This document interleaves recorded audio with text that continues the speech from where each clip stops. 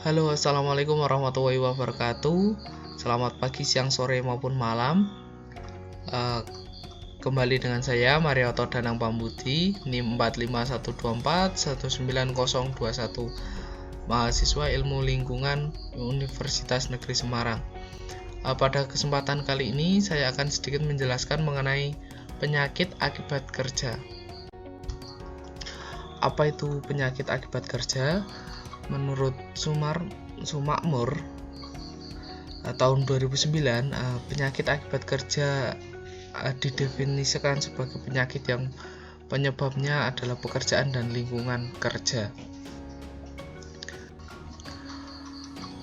Penggolongan penyakit akibat kerja. Penyakit akibat kerja ini digolongkan menurut ILO digolongkan menjadi 3, yaitu yang pertama ada penyakit akibat kerja atau occupational disease. Yang kedua adalah penyakit yang berhubungan dengan pekerjaan atau work related disease. Dan yang ketiga adalah penyakit yang mengenai populasi kerja atau disease affecting working population.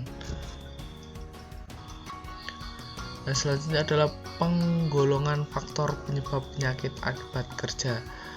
Di sini faktor-faktor penyebab penyakit akibat kerja ini digolongkan menjadi 5 golongan. Untuk yang pertama adalah golongan fisika.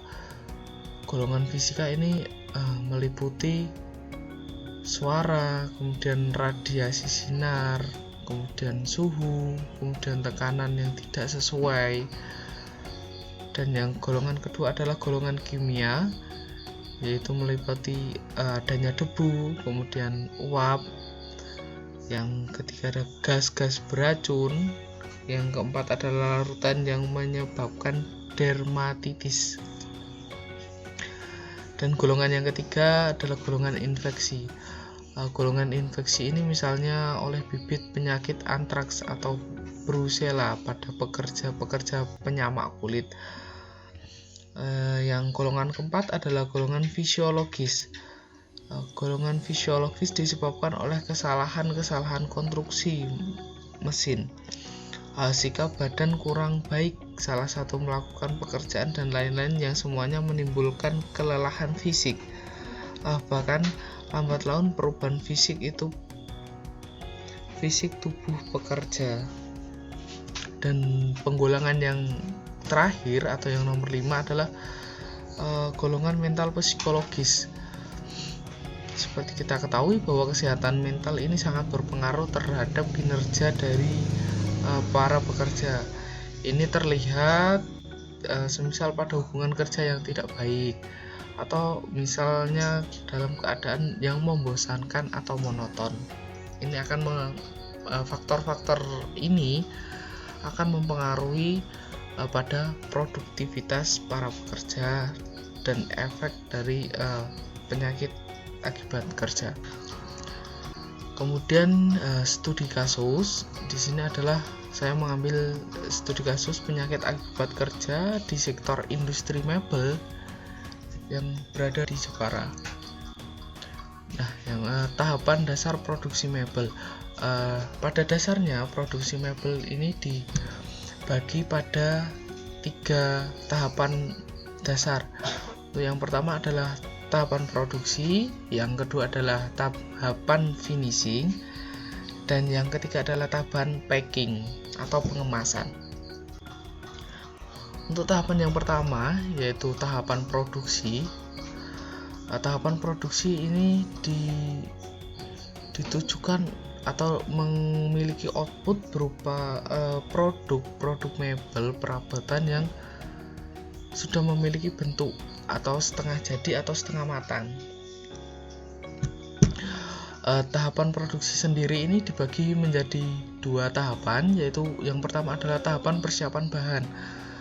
Tahapan produksi dalam industri mebel dimulai dengan pengoveran bahan baku kayu berbentuk balok maupun lembaran agar didapat bahan baku kayu dengan kadar air yang diinginkan.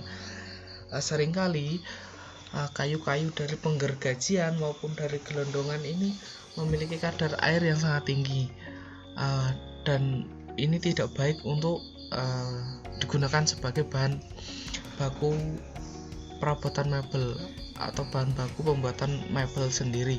Nah, oleh karena itu dilakukan proses pengovenan untuk mendapatkan kadar air yang diinginkan.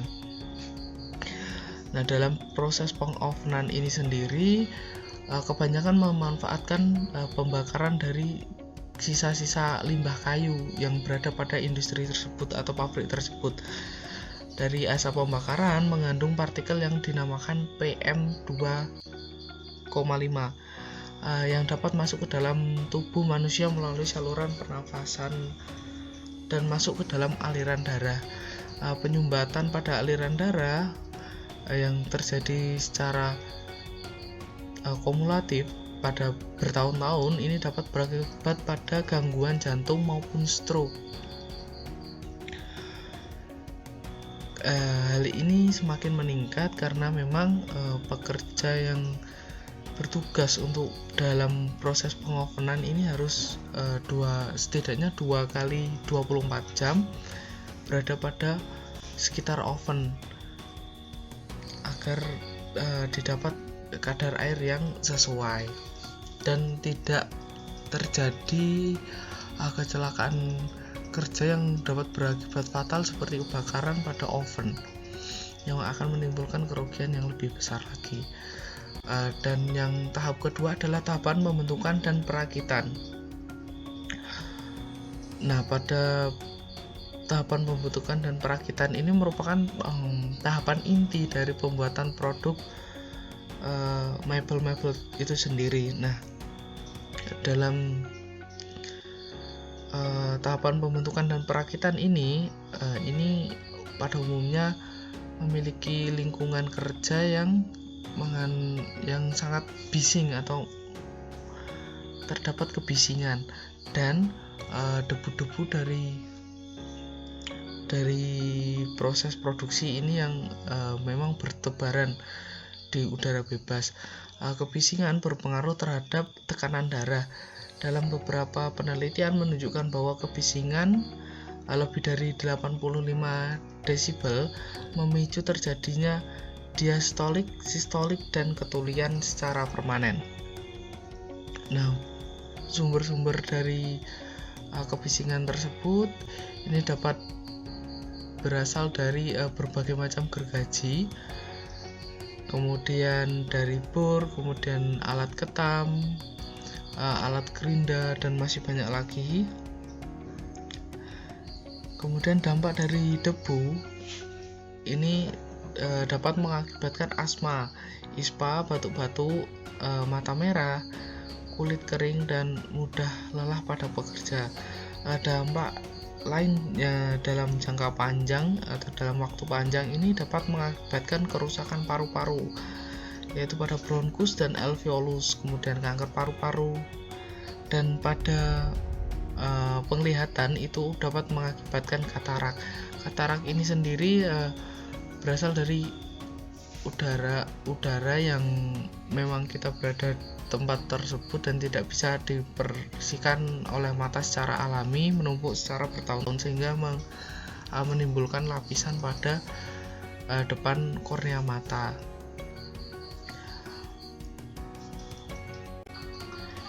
Nah, yang selanjutnya adalah tahapan finishing. Tahapan finishing merupakan tahapan lanjutan dari produksi perakitan dan pembentukan dari produk mebel itu sendiri. Tahapan finishing ini merupakan merupakan produk penyempurnaan dari produk mebel yang setengah jadi atau setengah matang. Dalam proses finishing ini sendiri terdapat beberapa proses finishing, yaitu diantaranya adalah proses politur, duko, laminating, dan masih banyak lagi. Nah, pada proses-proses tersebut pada umumnya menggunakan alat spray gun dan kompresor. Dan untuk bahan baku untuk finishing sendiri ini merupakan bahan-bahan kimia dengan karakteristik sangat menyengat jika dihirup. Nah, dalam proses finishing ini sendiri kebanyakan dilakukan pada tempat yang tertutup dengan sirkulasi udara. Kenapa pemilihan tempat tertutup ini dilakukan? Karena untuk menghindari adanya gangguan angin yang berlebih yang dapat mengurangi efektivitas semprot atau spray ke produk mebel tersebut. Nah, untuk proses tahap finishing sendiri, karena berbahan kimia ini memiliki dampak yang cukup besar atau beresiko besar berakibat penyakit akibat kerja. Untuk dampak penyakit yang dapat disebabkan oleh proses finishing sendiri itu seperti sesak nafas dan gangguan pernafasan, potensi kanker, kemudian keracunan, iritasi, bahkan mutasi syaraf. Maka disarankan pada pekerja-pekerja ini pada tahap finishing ini memakai masker yang memang mumpuni atau memang sesuai dalam bidang tersebut untuk mencegah udara-udara yang memang bercampur dengan zat-zat kimia ini terhirup secara berlebihan. Nah, yang tahap terakhir ada tahap packing.